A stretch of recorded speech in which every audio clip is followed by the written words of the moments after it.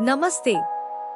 ये बहुत ही गहरा और इंटरेस्टिंग सवाल है कि जनरेटिव एआई, खासकर मॉलिक्यूलर और मटेरियल डिजाइन में इतनी बड़ी केमिकल और मटेरियल स्पेसेस को कैसे एक्सप्लोर कर पाता है।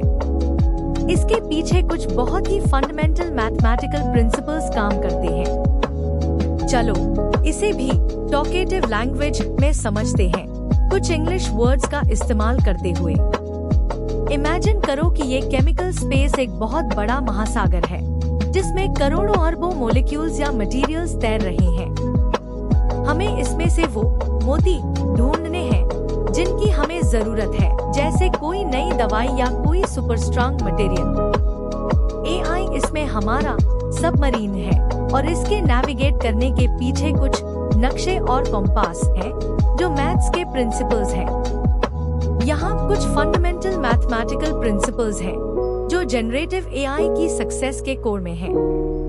एक प्रोबेबिलिटी थ्योरी स्टैटिस्टिक्स, संभावना और सांख्यिकी, द चांस द पैटर्न। कैसे काम करता है? जनरेटिव एआई का पूरा मकसद ही प्रोबेबिलिटी डिस्ट्रीब्यूशंस को सीखना है।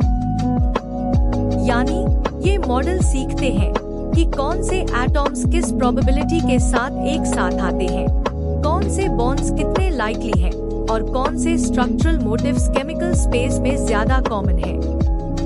Unique contribution, modelling data distribution. AI model input data जैसे लाखों एग्जिस्टिंग मॉलिक्यूल्स की अंडरलाइंग प्रोबेबिलिटी डिस्ट्रीब्यूशन को लर्न करता है। ये सीखता है कि क्या संभव है और क्या कम संभव है इस स्पेस में। सैम्पलिंग न्यू डेटा, एक बार जब मॉडल इस डिस्ट्रीब्यूशन को सीख लेता है, तो वो इसी डिस्ट्रीब्यूशन से सैंपल करके नए मॉलिक्यूल्स या मटेरियल्स जनरेट करता है। ये सैंपलिंग पूरी तरह से रैंडम नहीं होती, बल्कि लर्न्ड प्रोबेबिलिटीज के हिसाब से होती है।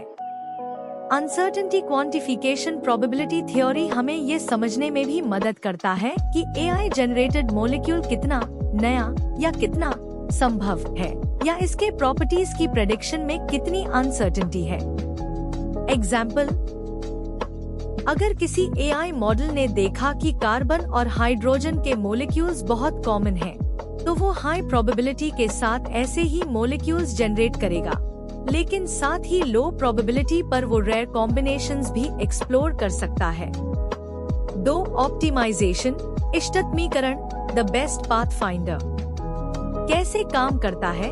जनरेटिव एआई मॉडल्स को ट्रेन करना ही एक बड़ा ऑप्टिमाइजेशन प्रॉब्लम है। इसका मतलब है कि हम एआई मॉडल के पैरामीटर्स, वेट्स एंड बायसेस को एडजस्ट करते हैं, ताकि वो अपने टास्क को बेस्ट तरीके से परफॉर्म कर सके, जैसे असली जैसे मॉलिक्यूल्स बनाना या टारगेट प्रॉपर्टी वाले मॉलिक्यूल्स बनाना। Unique contribution, loss functions. हर जनरेटिव मॉडल के पास एक लॉस फंक्शन होती है। ये एक मैथमेटिकल फॉर्मूला है जो कैलकुलेट करता है कि एआई का करंट आउटपुट कितना गलत है। डिजायर्ड आउटपुट से हमारा गोल इस लॉस को मिनिमाइज करना है। ग्रेडियंट डिसेंट वेरिएंस ऑप्टिमाइजेशन के लिए सबसे कॉमन एल्गोरिदम ग्रेडियंट डिसेंट है।